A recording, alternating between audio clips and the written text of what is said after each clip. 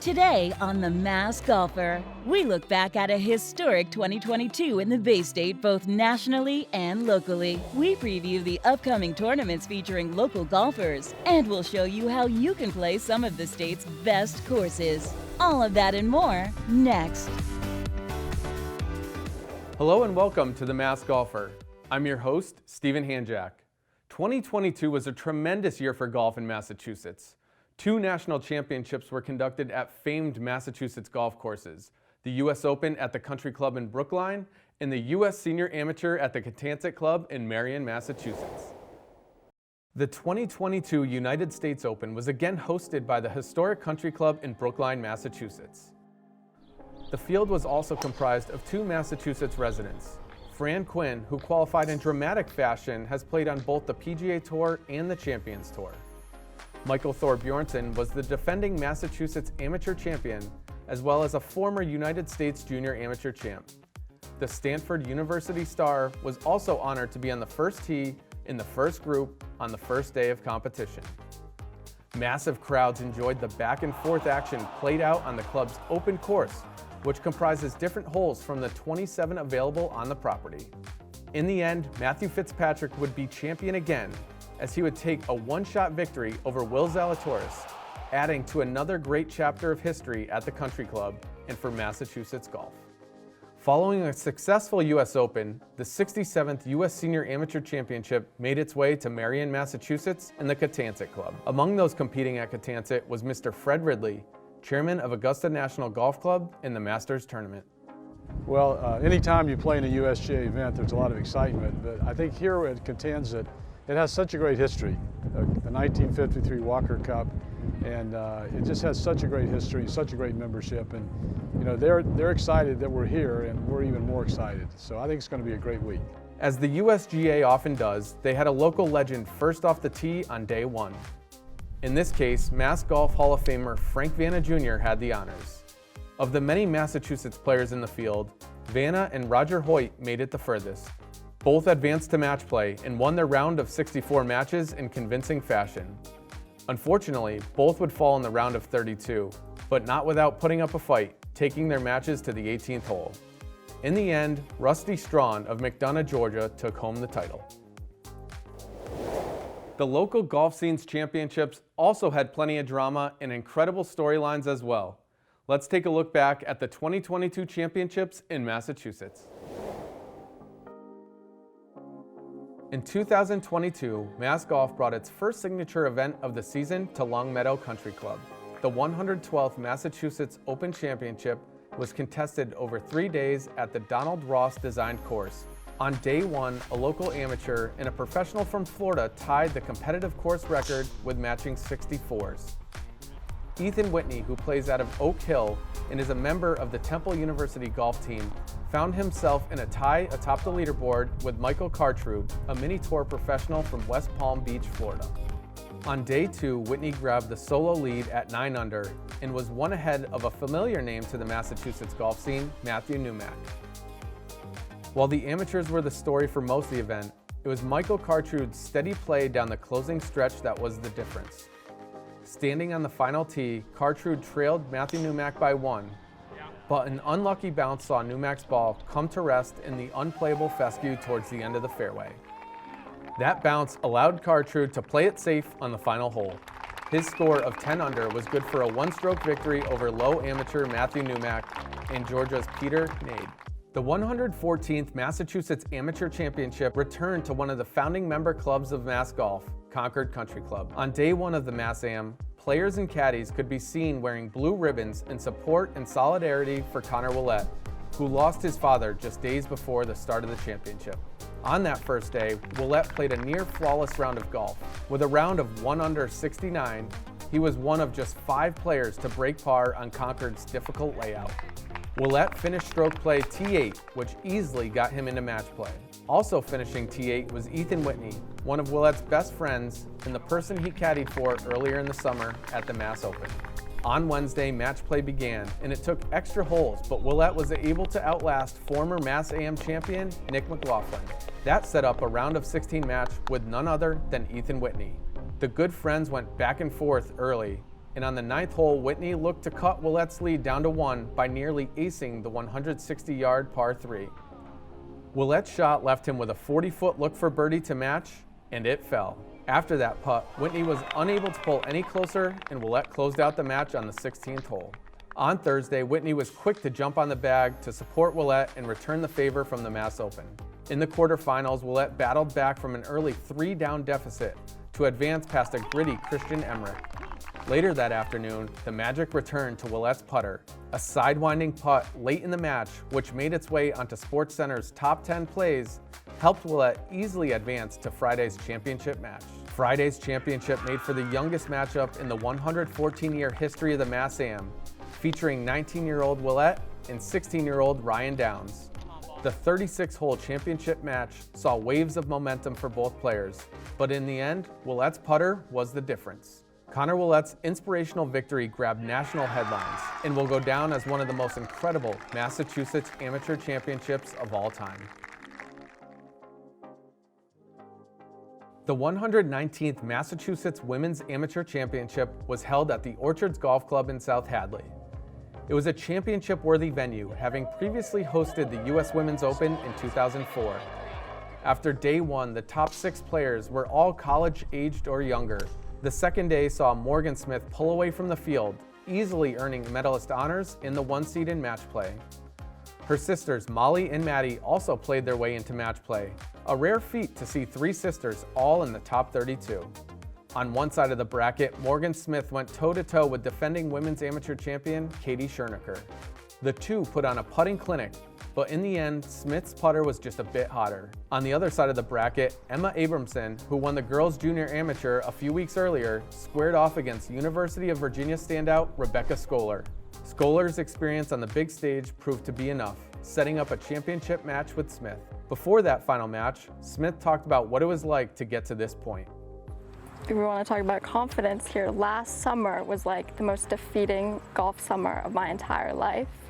And then I started working out 2 hours a day, 6 days a week, all winter long. And that, now I'm hitting it 240, I can hit some of the par 5s in 2. I'm feeling a lot stronger on the golf course, and then I won the New England Women's Am by 12, and I was like, I can do this. All that time in the gym would prove to be the difference in the championship match. The two went back and forth for much of the match, dropping big putts on top of each other. But when the moment presented itself, Morgan Smith stepped up and delivered.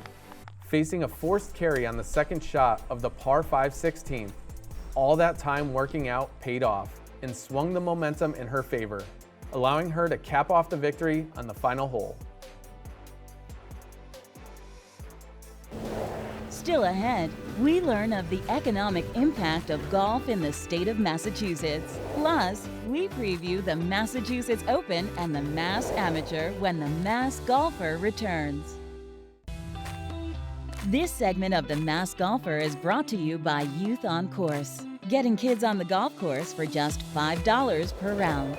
Welcome back to the Mass Golfer. I'm Stephen Hanjack.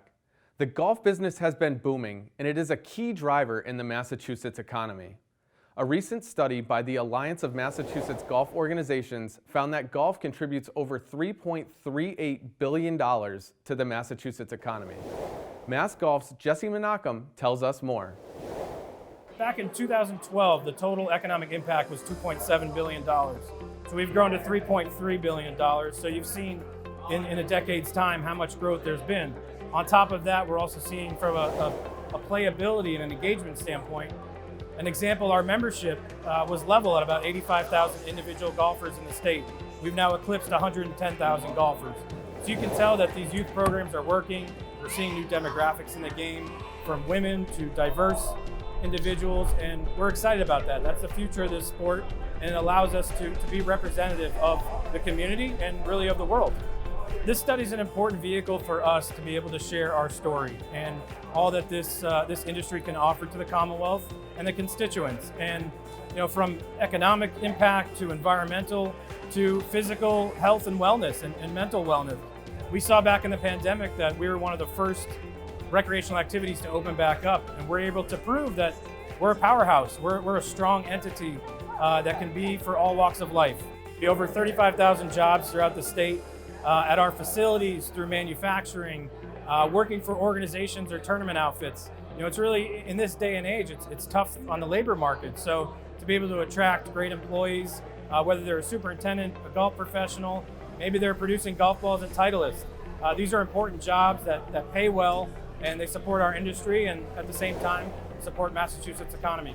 $72 million and over in charitable giving, whether it's the Francis Ouimet Scholarship Fund, giving out $3 million to students and scholars, or the U.S. Open and U.S. Senior Amateur, major championship platforms that can provide important charitable dollars. We have Golf Fights Cancer, a national organization housed here in Massachusetts, and we have other organizations like Mass Golf or the New England PGA with their foundations able to support youth, First Tee, Youth on Course, PGA Junior League. These are important programs that drive the future of our game, and it's really our farm system for the game. So really the collective and conglomerate of the Alliance of Massachusetts Golf Organizations. This has been a group that has been working together for decades. Most recently, we did some quality work through the pandemic, but we as representing organizations wanted to make sure that we're able to share and tell the story of advancing the game and championing the game. So in partnership with the National Golf Foundation, they were able to support and assist us in producing this report and to tell that story for all. Now let's take a look at some of the major upcoming statewide tournaments that are on the golfing calendar for the summer of 2023. The historic Massachusetts Open will be played out on a relatively newer course in the Commonwealth, but one with a rich tournament history. TPC Boston will play host again to both professional and amateur golfers from around the country during the Mass Open. The course can be a bear from the back tees, as it can be stretched to over 7,200 yards. It will give those who will be setting up the course a lot of options. In July, Mass Golf will bring the Massachusetts Amateur Championship to one of the best courses in the world, Essex County Club. Essex is as good as it gets. From course architecture to course presentation and its ability to identify the best players, this course up in Manchester by the Sea is one you have to see to believe. Many consider Essex to be one of Donald Ross's most interesting and fun designs. Where Essex really shines is over its final 2 holes. If the first 16 were described as quintessential New England, the last 2 would fall more in the Irish Links category. After navigating rather benign elevation changes for most of the round, players are forced to play straight up a mountain that looks like it was stolen from the Lahinch Golf Club in County Clare, Ireland. After reaching the summit, the payoff is one of the most spectacular views and shots in all of golf. Playing down the 18th at Essex is unlike anything in Massachusetts and is a fitting site to crown an amateur champion. Up next, learn how you can be a member for a day at some of the area's finest clubs. Plus, we'll visit 2 popular municipal golf courses when the Mass Golfer returns. This segment of the Mass Golfer is brought to you by MGM Music Hall at Fenway. Become a VIP member with benefits that include pre-sale concert notice, premium reserve seating, exclusive VIP lounges, and much more. Visit crossroadspresents.com/membership to learn more. Welcome back to the Mass Golfer. I'm Stephen Hanjak. You've heard the phrase member for a day. Well, Mass Golf can help make that a reality at some of the area's finer clubs, and it's available for golfers of all levels. Mass Golf's Jenna Walkowitz joins us to explain. One of the big member benefits that we have is actually being eligible to play in these team events and member days. A lot of people don't realize that because you have a handicap index at one of our member clubs, you're eligible. And what's really great is that there's all of our events have a gross and a net component, so you really are utilizing the handicap index that you have. You get to compete on both the gross level, but a lot of people really enjoy and feel more comfortable playing on that net level as well. Next on the tee, representing LeBaron Hills Country Club, Derek Gregoire.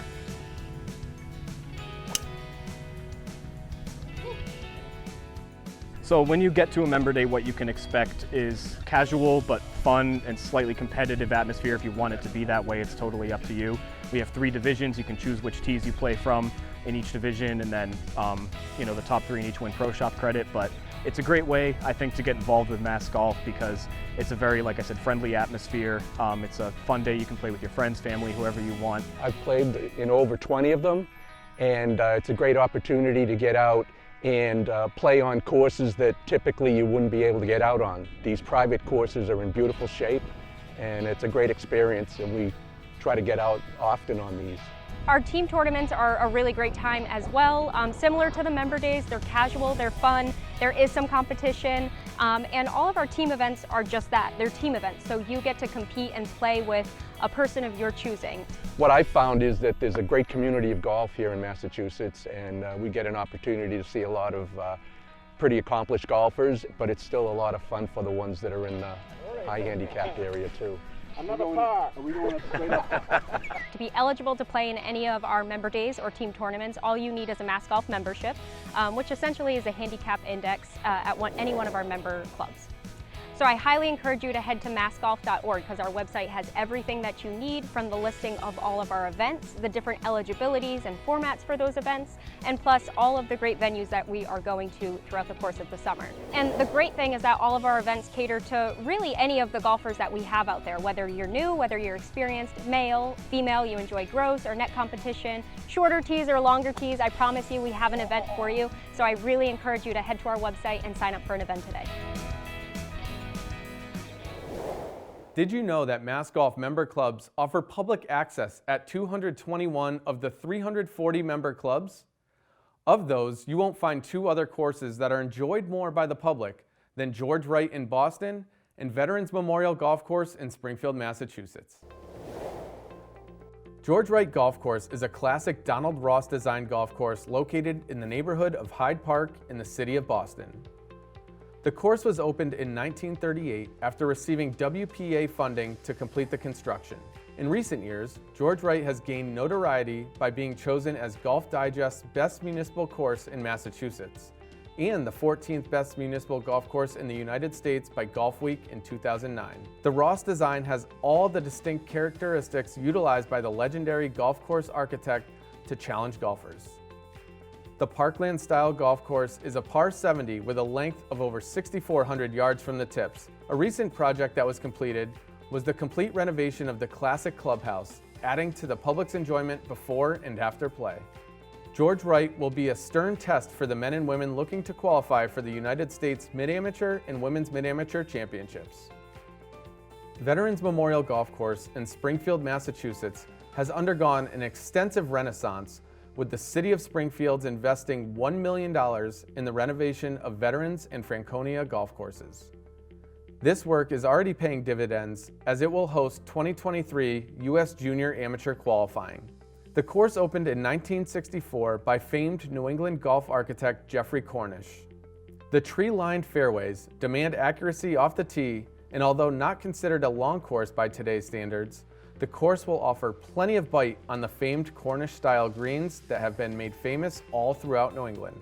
Veterans was the first site in the country to sell out qualifying during registration, highlighting the demands and passion for golf in the state and more specifically, Western Massachusetts. Coming up, we meet a caddy who credits golf for being the catalyst to help turn his life around and firmly put him on golf's biggest stage.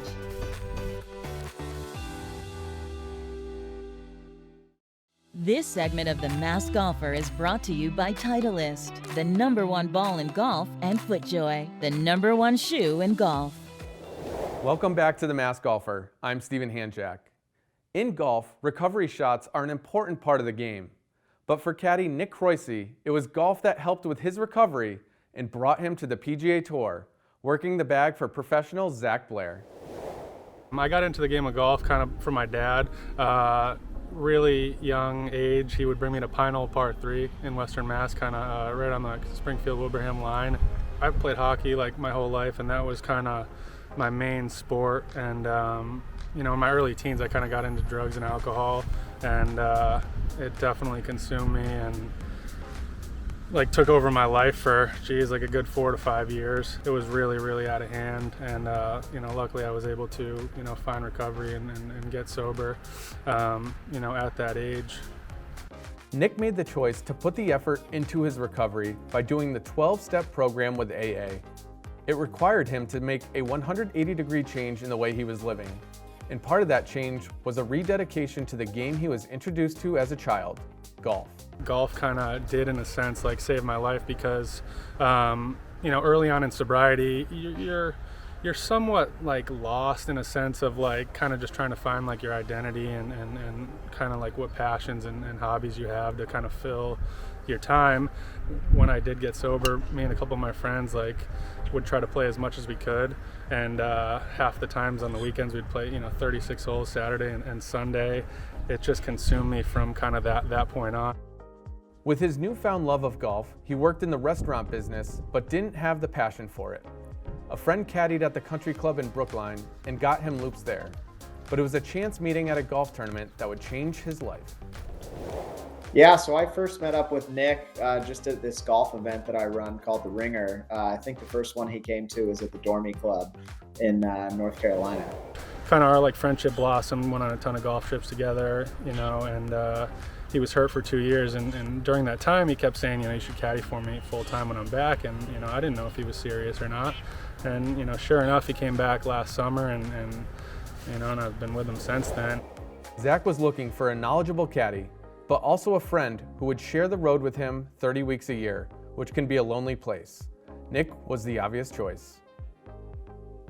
Seeing what he's overcome in his life and how he kind of treats every day like it's almost like a blessing, right? He complete 180 in his life, overcome a lot, been kind of down a tough road and fought out of it. And, it's just so cool to see someone so passionate about golf that, he was willing to kind of basically drop everything and come hang out with me on the road 30 weeks a year. It's definitely a dream situation that I'm in now, and I'm out there and I'm thinking about it like this is like mind-blowing. It's still like almost not a reality. We hope you enjoyed The Masked Golfer. It's an exciting time for the game of golf, and if you'd like to learn more, visit our website at maskedgolf.org. There you can follow tournaments, learn how to get a handicap index, or link to our social media. I'm Stephen Hanjack, and let's make today a golf day.